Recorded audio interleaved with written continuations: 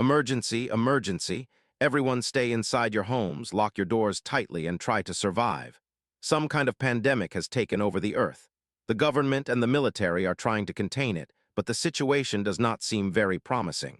The number of walking dead is increasing. Good luck. My name is Lena Voss, 28 years old. I worked as a nurse in the emergency department of the City General Hospital for nearly 10 years. The job trained me to remain calm in the face of any injury, any blood-soaked scene. But no lesson, no experience could have prepared me for what I would face from that day onward. I am 1 meters tall, slim but strong thanks to regular walking and morning exercise before going to the hospital. My dark brown hair falls to my shoulders, and my deep brown eyes are usually gentle, but lately they have been hollow and tense, as if they have never truly rested.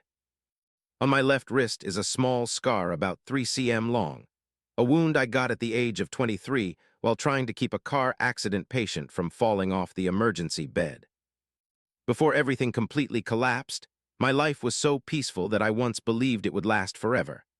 I had a small white house on the outskirts, with a garden of red and white roses in front of the porch that I planted myself every spring. My husband, Mark, is an architect with skillful hands and a smile as warm as the morning sun. We had been married for exactly 3 years and were preparing to welcome our first child. We had even finished painting the nursery in light blue and decorating the walls with small animal stickers. I once wrote in my diary, "This life is too beautiful to ever change." I never imagined that in just one short night, the entire world I knew would vanish like thin smoke in a strong wind. On that fateful morning, I returned home after a 12-hour night shift. During that time, I had continuously received dozens of patients with strange symptoms I had never seen in my entire career. High fevers exceeding 40 degrees C that would not go down despite the strongest antipyretic drugs. Skin gradually changing from a natural pink to deep red, and then turning dark gray and bruised, unbearable body pain that caused them to scream in agony. Many suddenly stopped breathing right on their hospital beds without any signs of heart failure or organ damage. The head doctors could only shake their heads, saying they could not identify any bacteria or virus causing it, and could only provide temporary treatment while isolating the entire emergency area. I felt a deep unease, as if a voice was quietly warning me in my mind, but I had never imagined the true level of horror that was waiting ahead. When I arrived home around 6 a.m., the sunlight had just begun to filter through the trees. Mark welcomed me with a warm breakfast he had prepared early: golden toast, perfectly boiled eggs, a glass of warm milk mixed with a bit of honey, and a plate of fresh fruit. He said he had heard about many people getting sick with a strange illness, so he had bought extra food supplies 3 days earlier, a small action that would later give me a little more precious time to survive. We sat together at the small kitchen table, talking about repainting the nursery walls, about our planned beach trip at the end of the month, about names for the baby if it was a boy or a girl. Then I fell into a deep sleep in his warm embrace, believing everything was still normal, just like thousands of mornings before. When I woke up, the wall clock showed 11:30 a.m. Daylight still streamed through the thin curtains, but the atmosphere outside was so strange that it made my heart tighten immediately. There were no cars passing on the main road, no children playing in the nearby park, and even the sound of birds, once echoing every morning, had completely disappeared. A heavy, suffocating silence blanketed everything, as if the entire world had stopped breathing at once. I stepped into the hallway, my feet touching the cold oak floor, sending chills across my skin. Then I heard it, loud, frantic pounding on the front door, accompanied by a small, terrified cry that sounded almost choked. I moved closer step by step, placing my hand on the old brass doorknob, hesitating before opening just a narrow crack to look outside. What I saw made the blood in my veins seem to stop completely, every muscle in my body freezing solid. Emma, the 7-year-old girl next door, with her soft golden curls, who used to bring me a small rose from my garden every afternoon after school, was standing there. Her entire body was covered in dark, dried blood clinging to her clothes and skin. Her favorite white dress was torn from shoulder to knee. Her skin was pale, grayish, like a corpse that had been dead for days. Her eyes were completely clouded, devoid of any light. Her mouth hung slightly open, revealing small teeth smeared with fresh blood. Before I could scream or slam the door shut, she suddenly lunged forward with impossible speed, far beyond what any 7-year-old child could achieve, bursting the heavy door open as if it were nothing more than a thin plank, charging straight toward Mark, who had just run out from the living room, shock written all over his face. I witnessed every horrifying detail as if trapped inside a nightmare I could not wake from. Emma's small teeth sank deep into Mark's neck, just beneath his jaw, tearing through flesh and the carotid artery. Blood gushed out like a stream, flooding his chest and face within seconds. Mark screamed in agony, gripping her shoulders, trying to push her away. But her strength was unnatural, unshakable, as if she felt no pain, no weight of her own body. I finally managed to rush forward, grabbing her shoulders and pulling her back with all my strength. She turned her head toward me, her eyes utterly empty, devoid of recognition or emotion. Her mouth was still filled with blood. Then she turned back and bit even deeper into Mark's neck. He collapsed onto the wooden floor, his breathing weakening with each passing moment. His skin quickly turned dark gray. Veins surfaced beneath his skin, spreading in an unnatural black web across his chest and face. I fell to my knees, holding his body, still faintly warm, crying out his name over and over, feeling his heartbeat fade away completely, his limbs growing cold at an alarming speed. But less than 2 minutes later, his eyes suddenly snapped open, wide, completely clouded like thick fog. His pupils were gone. His body stiffly rose, joints cracking with horrifying sounds, reaching out toward me with a hoarse, guttural growl from a throat that had already stopped breathing. The terror surpassed every limit the human mind could endure. I stumbled backward until my back hit the wall, then bolted out of the house. I only managed to grab my car keys from the rack near the door and a thick brown coat of Mark's. I didn't dare look back, even as I heard heavy footsteps and low growls chasing after me. When I burst onto the asphalt road in front of the house, the sight before me nearly made my legs give out. The entire neighborhood had descended into a sea of blood and absolute chaos. People ran in all directions, screaming in desperation. Others lunged at one another, tearing into flesh. Husbands attacked wives they had been with just that morning. Mothers chased their screaming children. Neighbors turned on each other like starving beasts. There was no longer any trace of emotion or reason. Cars collided, blocking every road. Some were engulfed in flames, thick black smoke rising to swallow the once blue sky. The stench of rotting flesh mixed with burning gasoline and hot metal filled the air, making it nearly impossible to breathe even with my nose tightly covered. I threw open the car door, jumped in, slammed it shut, locked it immediately, and started the engine with trembling hands. I drove with everything I had, dodging running people, avoiding bodies that moved slowly or charged with terrifying speed. On my way away from the city center, I witnessed scenes that would never leave my mind for the rest of my life. A woman sat on her doorstep, cradling her transformed child, trying to hold it close while the child bit relentlessly into her chest. A group of 3 tried to hide inside a house, but were dragged out through a second-floor window by long, gray arms. The entire road stretched for hundreds of meters, covered in bodies, some still twitching, slowly searching for prey with hoarse, rasping moans.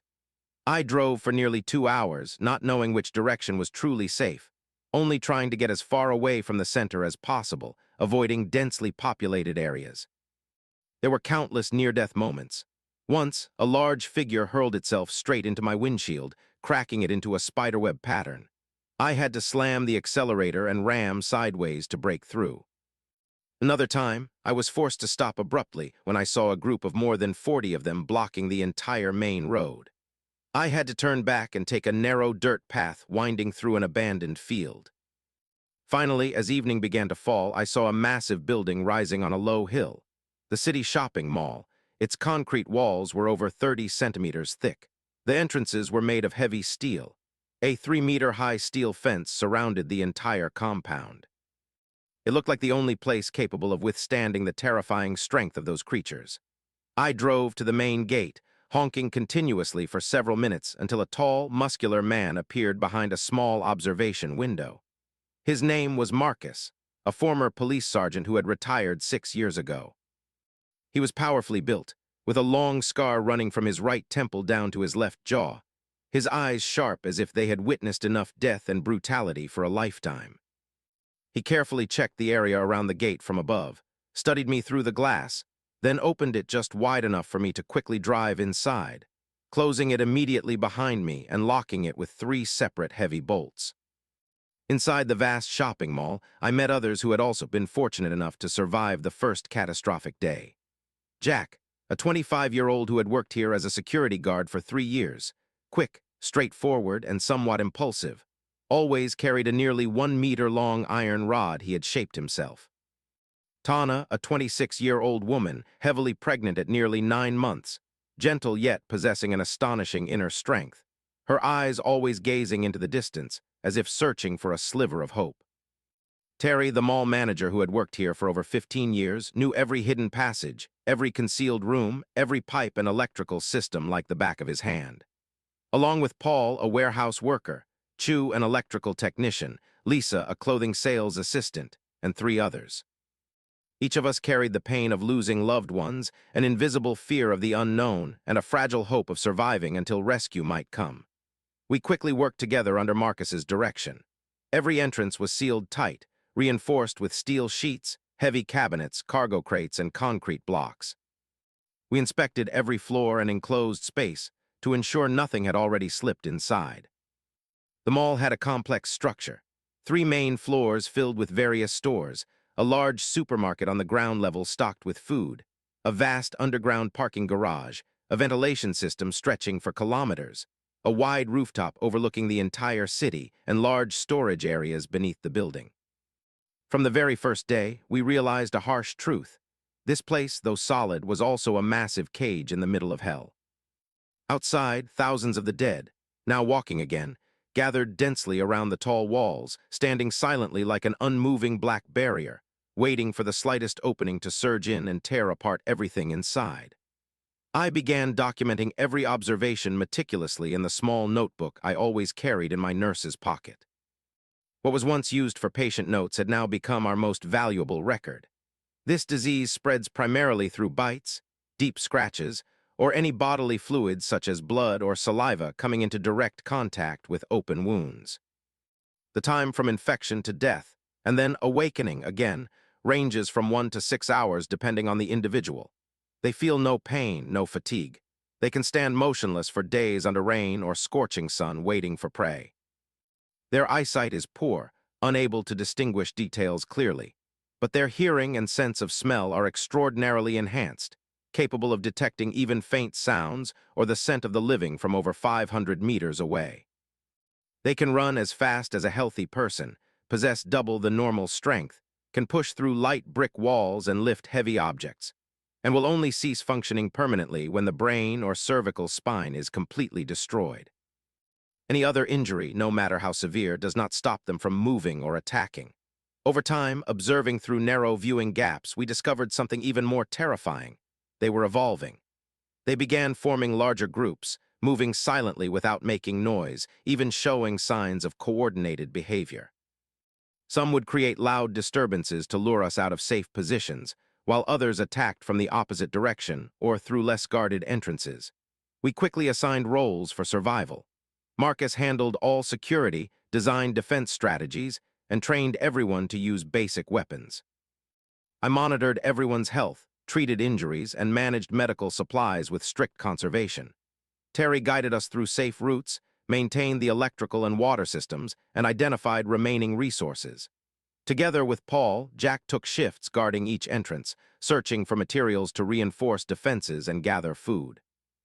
Meanwhile, Anna and Lisa managed food and water distribution, maintained hygiene, and tried to keep morale from collapsing. In the early days, we still hoped to receive rescue updates through a large radio transmitter found in the management office, but it emitted nothing but constant white noise. The entire national and international communication network seemed to have collapsed simultaneously when the outbreak began. At first, the supermarket's food supply seemed endless, but even under extreme rationing within 3 weeks, it was clearly running low. Crackers, sealed packages, rice, dried beans, salt, sugar, and canned goods slowly dwindled day by day. We had to strictly measure portions, each person receiving only a minimal daily ration to stretch supplies as long as possible. The city's water system completely stopped functioning after 10 days. We were forced to collect rainwater from the rooftop, filter it through thick cloth, and boil it thoroughly for several minutes before use. We also discovered underground water tanks within the mall to supplement our supply. Relentless challenges came day after day, hour after hour. The first time we lost someone was when Paul was attacked by a walker that had slipped in through a large rooftop ventilation shaft we had not yet sealed. The bite on his left arm was small, but we all immediately understood its fatal meaning. Paul calmly asked us not to come near. He walked into a small storage room and locked the door from the inside. I stood outside for over 2 hours, listening to him sob quietly, calling out the names of his wife and children, until everything went silent. Then came the hoarse growl. We were forced to do the unthinkable, end his suffering and prevent the danger from spreading to the rest of us. Each loss weighed heavier on our minds, slowly widening the distance between us. Some began to doubt every decision. Some grew irrationally angry. Others wanted to run outside immediately, even knowing they would die within minutes. What haunted us most were the nights we climbed to the rooftop under the pale moonlight. Looking down at the city drowned in smoke and darkness, we saw thousands, tens of thousands, of shadowy figures moving slowly through every street. And among them, something worse.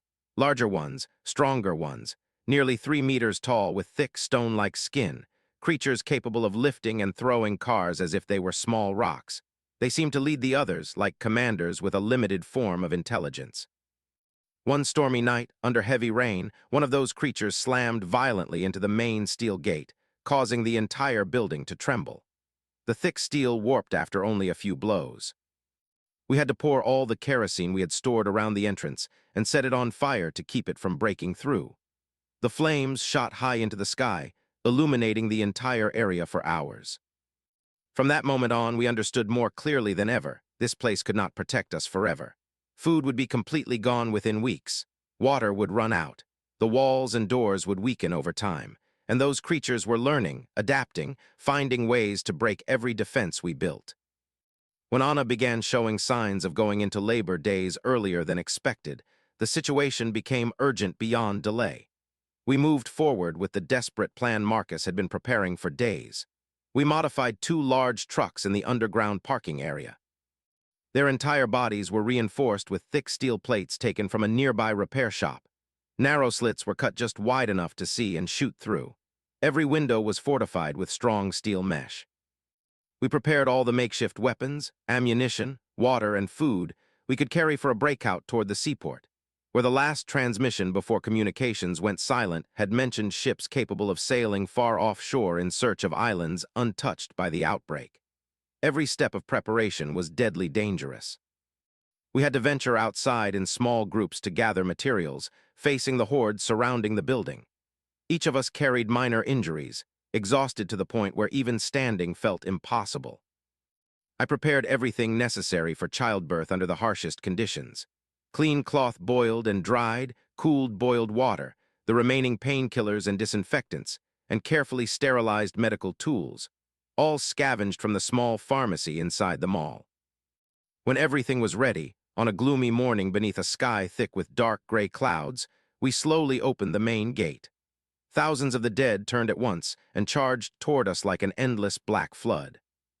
The 2 armored trucks roared forward like war machines, cutting through the dense mass of bodies.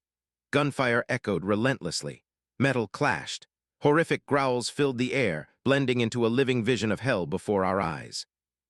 I sat beside Anna in the second truck, gripping her hand tightly as her labor pains intensified amid the chaos.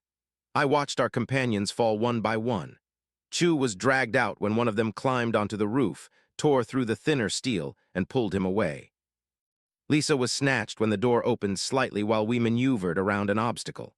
Harry sacrificed himself by driving straight into a massive creature, blocking it so we could pass through the final narrow stretch toward the port. Blood flooded the truck floor. Quiet sobs mixed with the unending sounds of battle. But we did not stop, not for a single second, no matter how much it felt like our hearts were being torn apart. At last, we reached the ruined seaport, littered with burned ships, wrecked vehicles, and scattered corpses. But just as the final transmission had said, there was still one large fishing vessel intact, anchored at the farthest dock. We rushed aboard, cut the mooring lines. The engine roared to life, pulling us away from shore just as thousands of them surged into the shallow water, stretching their long arms toward us as if trying to drag the entire ship into a pit of death. When we were far enough from land, I looked back at the city where I once lived in happiness, now completely swallowed by darkness and smoke. I held tightly the newborn baby in my arms. A little girl, her skin soft and rosy, her cries clear and strong like the only remaining thread of hope in a dead world. Of the 12 who left the mall, only I, Marcus, Jack, and 3 others remained. We sat together on the deck, staring out into the vast, endless sea, uncertain of what lay ahead, uncertain whether any island was truly safe. But we knew one thing for certain. We had survived the impossible, and we would keep fighting, keep searching, keep protecting that fragile spark of hope until our very last breath. As the ship moved farther away, the darkness of the dead city faded into the mist like a faint scar across the gray sky. The ocean wind blew fiercely, sweeping away dust and the stench that still clung stubbornly to our clothes, our skin, even our breath. I leaned against the worn wooden railing, my body still trembling from the harrowing escape, holding tightly the small, fragile form of Illa. The baby had been born less than an hour ago. Her skin was warm and pink. Her heartbeat was fast and steady, like the only rhythm of life echoing in a world that had already stopped breathing. Every time I looked down at her tiny face, I felt a strange strength rising deep within me. She was not just a new life. She was living proof that humanity had not yet been erased from the face of the earth. Standing right beside me was Marcus, his right shoulder still bleeding from a deep gash left by a sharp claw. Yet he paid it no attention, simply resting a large, rough hand gently on my shoulder, his dark eyes fixed intently on the shadows ahead. The mainland slowly blurred away like a nightmare that had just ended, yet its bitter aftertaste lingered. "We made it out," he said quietly, his voice low and hoarse, trembling slightly as if he could hardly believe the words himself, yet we had never truly escaped it. That sentence pierced straight into my mind. I understood it better than anyone.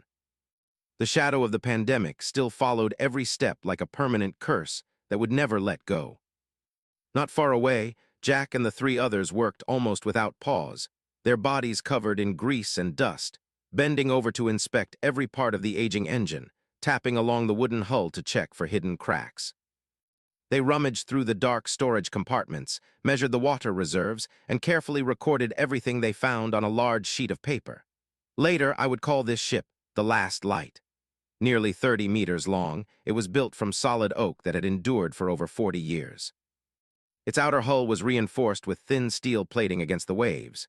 It had 2 small but windproof sleeping cabins, a sturdy stone stove, a large cargo hold divided into compartments, and a freshwater tank capable of holding nearly 2,000 liters, a priceless treasure in the vast sea. After hours of careful inspection, they finally let out a sigh of relief. The entire structure remained intact, the engine ran steadily, and there was no serious damage. It was as if fate had prepared this refuge for us long before everything collapsed. The first day passed in a heavy silence that could almost be felt. No one spoke much. Every movement was slow, cautious, as if afraid of breaking something fragile. We shared the small amount of food we had brought from the mall. Each person received only a piece of dry bread no bigger than a thumb and a carefully measured sip of water. Everyone understood that this was all we had, and it had to last for a journey with no known destination. I sat in the darkest corner of the cabin, faint light filtering through a narrow gap, watching Illa sleep with her lips slightly parted. My thoughts drifted back to the past. The small white house with its rose garden, Mark's warm smile, the peaceful dinners we once shared. Those future plans had now become wounds that would never heal. I opened my worn notebook, my pencil moving softly across the yellowed pages, recording every new observation. The sea air did not seem to carry the infection. After hours outside, none of us showed any abnormal symptoms. We had not seen any sign that the infected could swim well or survive long in deep water. But no one dared to be certain. That strange pathogen always seemed capable of changing in ways no one could predict.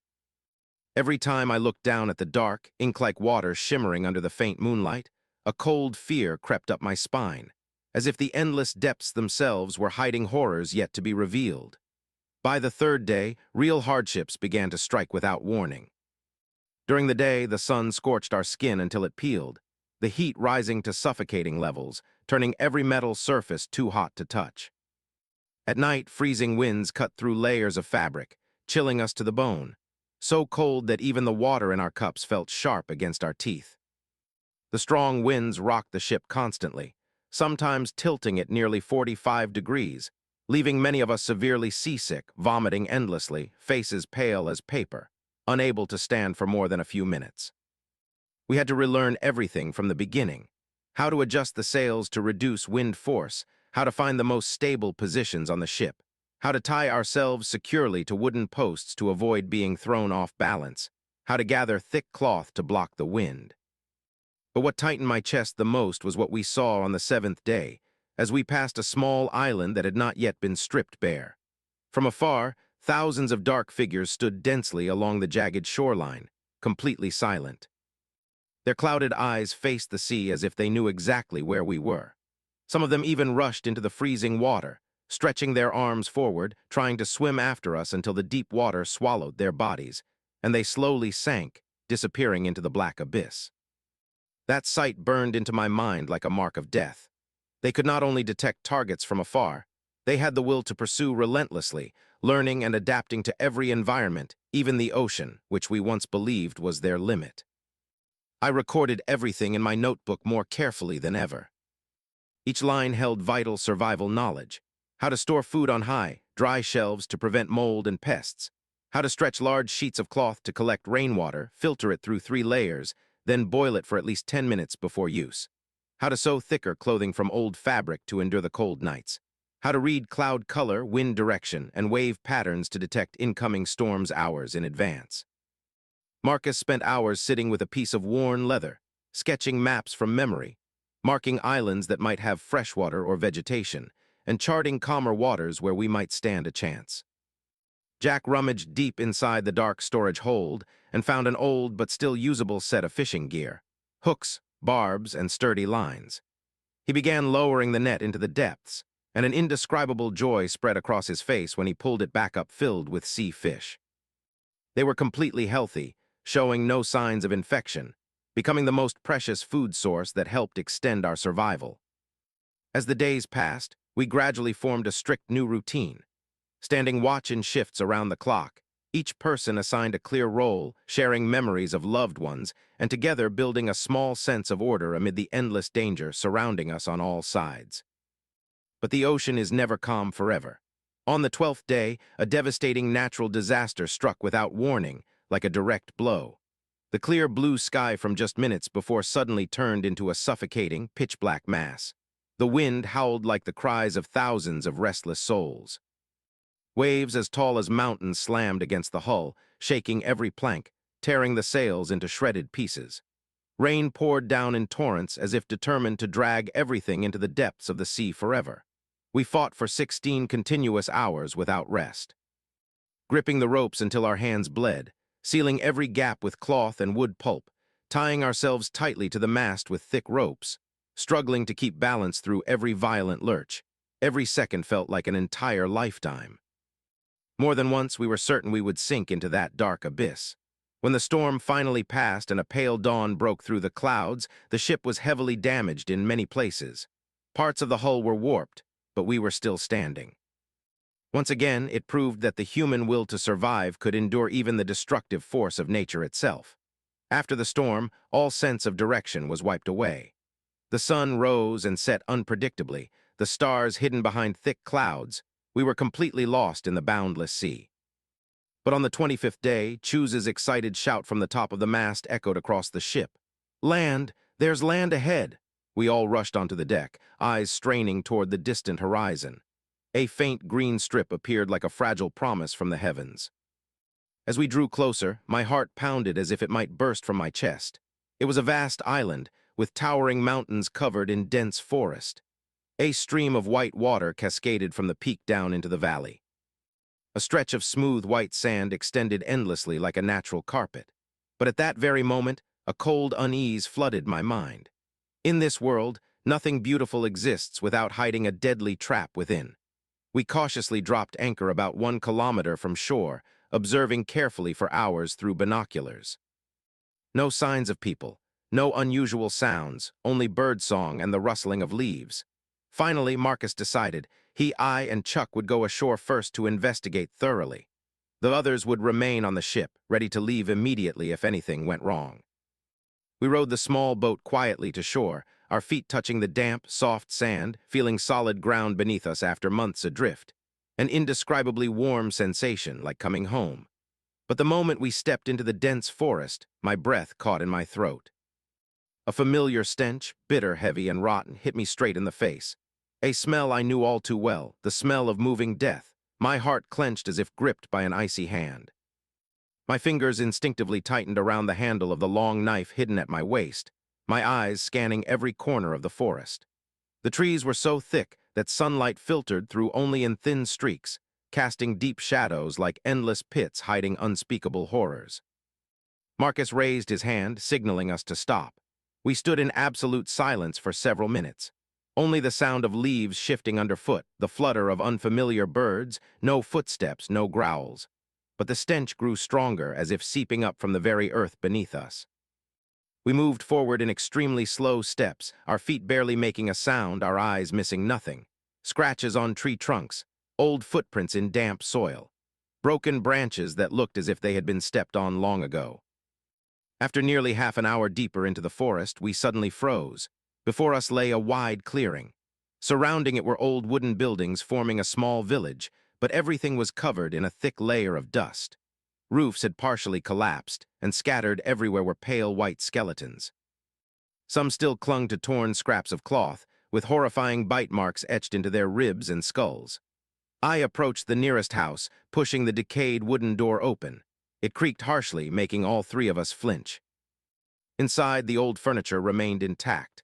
Tables, chairs, bowls, and a journal lying askew on a wooden desk. The pages were yellowed, but the writing was still clear. I picked it up, reading line by line with trembling hands.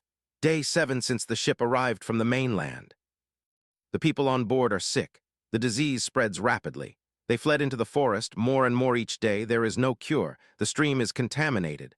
They do not die, only sleep during the day and wake when night falls. They can smell breath from afar.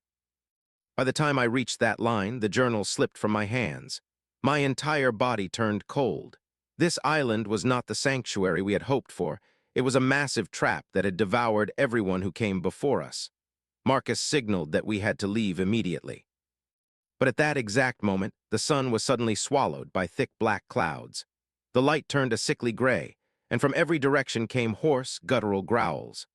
Shadows began to emerge slowly from behind the trees, from beneath the houses, from under layers of dry leaves, not dozens but hundreds. Their skin was dark gray and rotting. Some still bore old wounds, their eyes clouded and lifeless. At the front were the towering ones, the same kind we had seen in the city, their skin hard as stone. They sealed off every escape route, closing in slowly as if certain their prey could not escape. Chuck pulled out his long spear, his hands trembling, yet he stood firm beside us. Marcus raised his gun, his voice steady despite the overwhelming tension. Run toward the shore. I'll hold them off for a while. But no one moved. We had survived so much together, we would never abandon each other. The brutal battle erupted in the middle of the ruined village. I drove my knife straight into the heads of those charging at us, feeling the unnatural hardness of their skulls, requiring my full strength to pierce through. Marcus fired continuously, each shot hitting its mark, but there were too many. His ammunition quickly ran out.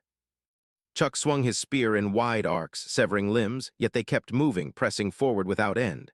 One of the towering ones lunged and slammed into Marcus's chest, sending him flying backward. I rushed in, slashing hard at its neck while Jack held the others back. We fought like madmen, retreating step by step toward the shoreline. Blood streamed from our wounds, our breath nearly gone. We knew that even a single bite would mean the end. As we neared the sand, we saw the 2 remaining crew members had already launched the small boat and were rowing toward us. They threw us ropes and flammable materials.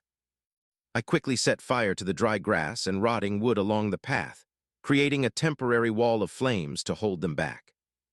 Then we rushed onto the boat, rowing with all our strength toward the main ship as the creatures plunged into the water, stretching their long arms to grab hold. Their twisted fingers clung tightly to the wood, trying to drag us down into the abyss.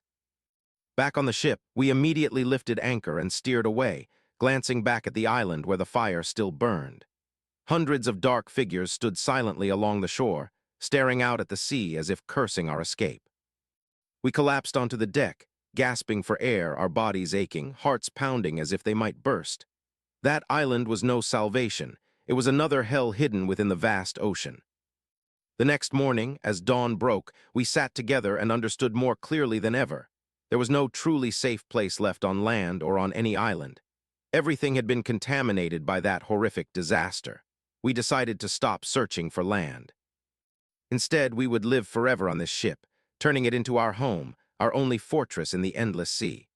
From that moment on, life aboard became an unending struggle for survival. We reinforced everything, repaired the damaged hull, added layers of thick wood and salvaged metal from wrecked ships we encountered, built high barricades around the deck, and created observation points and defensive positions. We learned to fish daily, collect and filter rainwater, grow fast-growing vegetables in wooden containers on the upper deck, forming a small but complete cycle of survival. I continued writing in my journal, adding thousands of new details. The infected could not swim well and sank quickly in deep water. They could not endure intense sunlight for long. Their stench weakened far from land. They could not reach ships anchored at a sufficient distance, and the ocean itself became a natural barrier that kept them away. But danger never disappeared. We faced storms more violent than ever.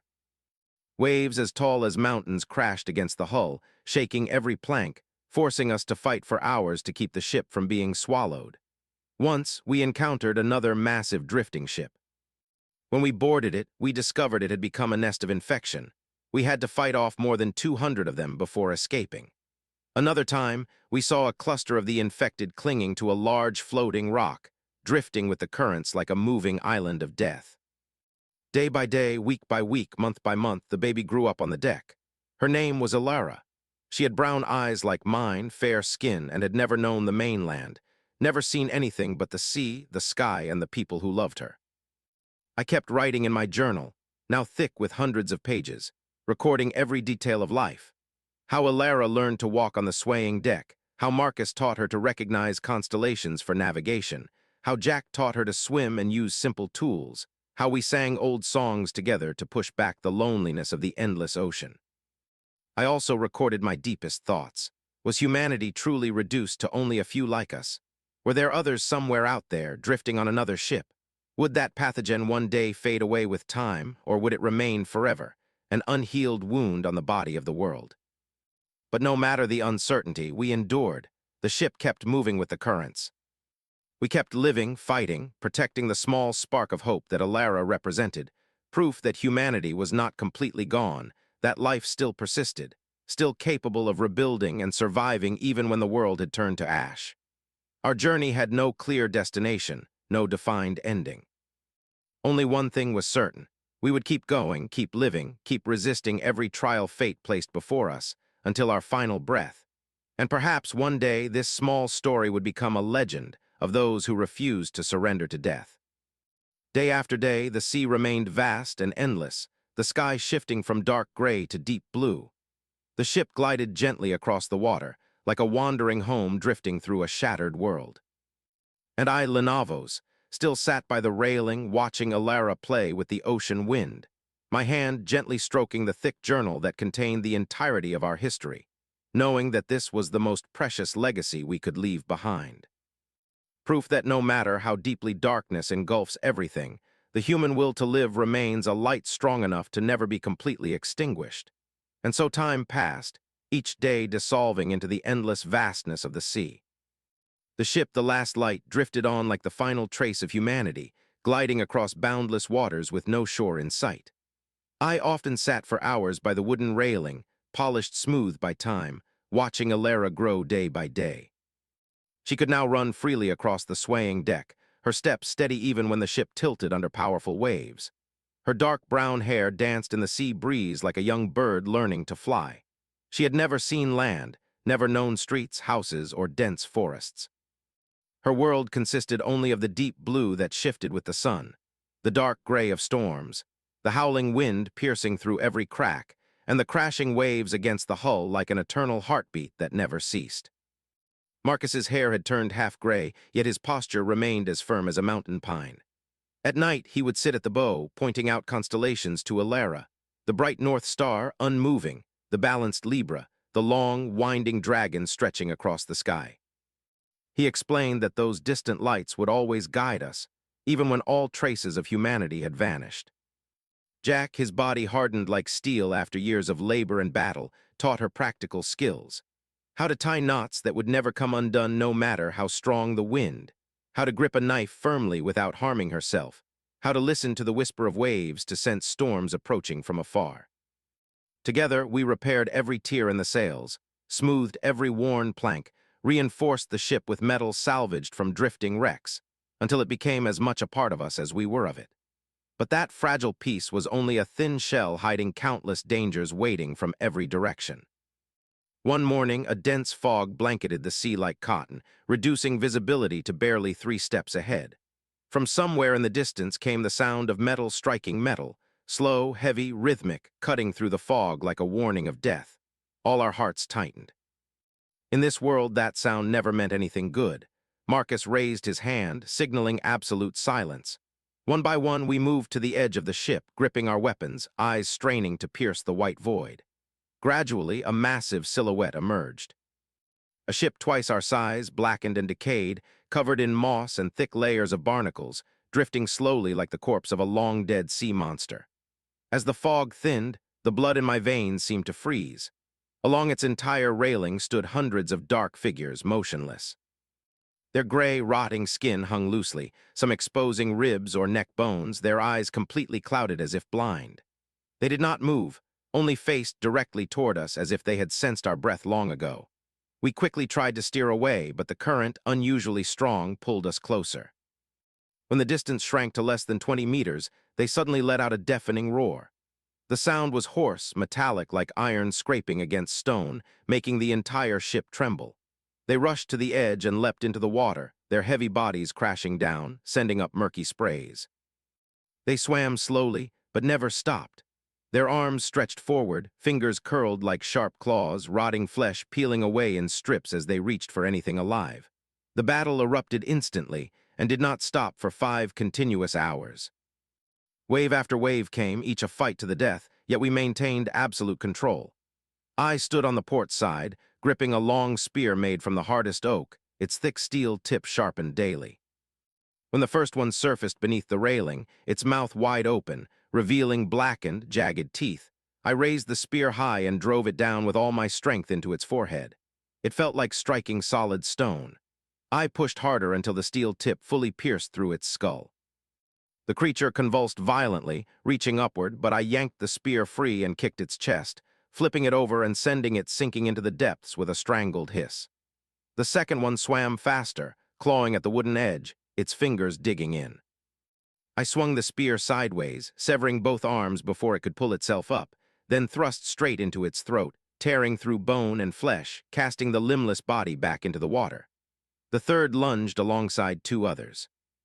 I pivoted sharply, skewering one through the ribs, then spun and slammed the spearhead into another's temple, sending both collapsing before they could reach me. I gave them no chance to come close, every movement precise, powerful, maintaining absolute distance. Marcus stood at the center. His gun had long run out of ammunition, replaced by a 10-kilogram iron hammer he had crafted himself. Each swing struck like a storm, crushing skulls into fragments. Thick black fluid splashed into the sea, never touching him. One leapt high toward him. He stepped back half a pace and swung upward, shattering its jaw and face midair before it could reach his shoulder. He moved slowly but with unshakable certainty, like a living wall no one could breach. Ya on the starboard side moved like the wind, wielding a long sword forged from salvaged warship steel, its blade sharp enough to cut through thick wood. He sliced through 2 necks at once, darted forward, then drove the blade straight through another's eye, severing every reaching arm before they could touch him. Even when a dense swarm surged at once, he spun in a single motion, the blade tracing a bright arc, severing heads and limbs of 6 or 7 at once, sending them falling into the water like lifeless logs. An enormous one, towering above the rest, with skin as thick as centuries-old bark, swam far faster than the others. Its body was 3 times the size of a normal human, its chest covered in old scars with bones jutting outward. It lunged straight at us, slamming one massive arm against the hull and shaking the entire structure, trying to climb aboard. Ya leapt onto the railing, balancing against the rolling waves, and swung his sword with all the strength he had built over years. The steel blade drove straight into the creature's forehead, piercing deep into its brain just before its giant hand could reach him. It let out a deafening roar that rippled across the water, then slowly sank into the dark abyss, leaving behind a spreading trail of black blood. We kept fighting without pause, throwing heavy iron hooks to snag them and drag them up, crushing their skulls on the deck, igniting leftover oil barrels and hurling them into the sea, flames rising meters high and burning the nearest ones into black ash, smashing skulls with thick metal plates whenever any dared get too close. One by one, in waves, they kept coming as if they knew no fear, but none of us allowed them even the slightest chance to touch our skin. Every attack was stopped while they were still several steps away. When finally no more figures surfaced, we stood upright, breathing only slightly faster than normal. Not a single wound marked our bodies, only our clothes and weapons were smeared with filth and black blood. The ghost ship drifted away, like a cursed soul doomed to wander the endless ocean forever. And we knew then that nothing could defeat us. As days passed, we uncovered a horrifying truth. Nearly every island, every freshwater source near land, carried that deadly infection. Only the deep ocean, more than 100 kilometers from shore, was truly safe. The farther from land we traveled, the weaker those creatures became. Their movement slowed, their strength diminished, even their stench faded, as if the destruction on land itself was the only force sustaining them. Ella turned 7, quick, brave, and sharper than anyone her age. She could read the wind to adjust the sails, distinguish safe fish from poisonous ones, and remain completely silent when danger approached. Sometimes she would sit close to me and softly ask, "Mom, was the world really as beautiful as you said?" And I would tell her everything in detail. The lush green of fields after rain, the golden glow of sunflower fields, the laughter of children racing through the streets, millions of lights illuminating the night sky. Each time I spoke, my heart ached as if torn apart, knowing all of it now existed only as fading memories. By our 3rd season at sea, the most terrifying storm we had ever faced struck without warning. The sky turned pitch black, the wind strong enough to rip up heavy planks, waves towering higher than the mast, crashing against the hull as if to crush it into splinters. Rain poured down like thousands of arrows, making it impossible to breathe or even open our eyes. We fought for 22 continuous hours, tying ourselves to the mast with thick ropes, sealing every gap with resin-coated cloth, struggling to maintain direction against nature's destructive force. When the storm finally passed and a faint dawn emerged, part of the hull had been warped, many planks shattered completely. Nearly half our food supplies were ruined by seawater, but no one bowed. We repaired every crack together, collected fresh rainwater, shared every remaining piece of fish, even found ways to salvage and reuse food that seemed lost, turning hardship into hard-earned survival knowledge. Months turned into years like an endless current. Ella grew from 10 to 12 to 15, becoming a tall, strong young woman capable of steering the ship alone through the darkest nights, sensing danger from miles away, her eyes sharper than both of ours combined. Marcus now bore deep wrinkles around his eyes but remained the calmest among us. Ya became an inseparable brother, always stepping forward first to shield the rest. We once discovered a rare stretch of ocean, crystal clear, where the seabed could be seen dozens of meters below. Fish gathered in abundance, edible algae grew thick around exposed rocks. We stayed there for weeks, restocking food, repairing the entire ship, finally resting after endless hardship. Together, we built a small bamboo shelter on the upper deck, decorating it with smooth white shells and beautifully grained driftwood, creating a warm corner amidst the infinite sea. Though we no longer had a place called home, no longer had others of our kind, we held firmly to one belief: the human will to live can never be completely destroyed. The ship, the last light, continued to glide forward across the water, with no defined destination, yet carrying a noble purpose: to survive, to preserve what remained of humanity, and to prove that even when death covers everything, light can still exist, as long as someone dares to protect it. Every evening at sunset, I still sat by the railing, watching Illa point toward the distant horizon, speaking of what might lie ahead. Perhaps one day we would find truly safe land, or perhaps we would wander the seas forever.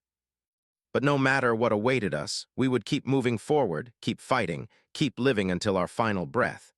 Because we knew this was the most precious thing humanity had left, and we would never allow it to disappear.